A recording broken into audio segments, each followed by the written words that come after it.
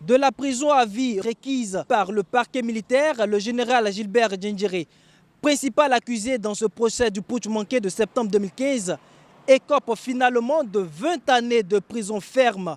Hormis la trahison, il est reconnu coupable de tous les autres chefs d'accusation, notamment l'attentat à la sûreté de l'État, les meurtres, les coups et blessures volontaires et l'incitation à commettre des actes contraires au règlement et à la discipline. Ses avocats sont mécontents de ce verdict.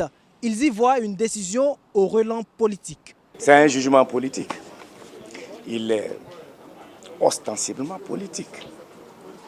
Et cela est clair quand vous avez vu la synthèse de l'instruction que j'ai eu à faire à l'entame de ce procès. J'ai fait ressortir toute la stratégie mise en place pour atteindre des personnes. Les avocats du général Gilbert Diendéré disent vouloir consulter au préalable leurs clients avant de décider s'ils feront appel de cette décision ou pas. Quant au général Djibril Bassolé, il a vu sa peine réduite de la prison à vie requise par le parquet. Il est finalement condamné à 10 années de prison ferme. Le tribunal a estimé qu'il n'est pas complice de coup d'État, mais plutôt coupable de trahison. Lui aussi, ses avocats ne comprennent pas cette décision. Pour nous, la trahison n'était pas constituée.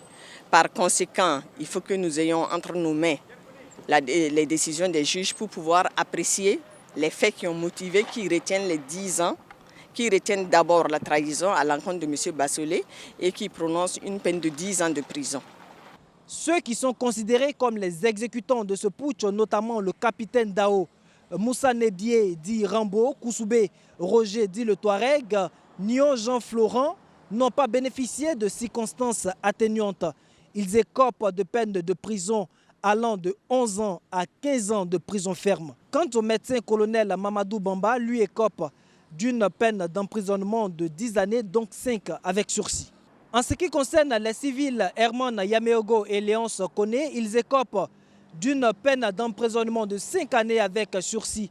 Tout le contraire du journaliste Adama Ouedraogo Didamis qui, lui, est condamné à 5 années de prison ferme. Dans ce procès, il y a ceux qui ont été condamnés et ceux qui ont été acquittés, soit au bénéfice du doute ou pour infraction non constituée. Il s'agit notamment de l'ancien bâtonnier Mamadou Traoré, de Fatoumata Thérèse Diawara, l'ex-belle-fille du général Gilbert Diendéré, du colonel Omer Bachono, entre autres. Le tribunal a demandé leur mise en liberté immédiate. Dans l'ensemble, ce verdict est jugé satisfaisant par les parents des victimes. Nous, on voulait que le droit soit dit, que ceux qui sont impliqués, toute personne impliquée dans ce procès, soient condamnés. Ceux qui ne sont pas impliqués, qu'on les libère, qu'on les laisse. Et aujourd'hui, nous avons assisté, on a vu qu'il y a des gens qui ont été condamnés, il y a des gens qui ont été libérés.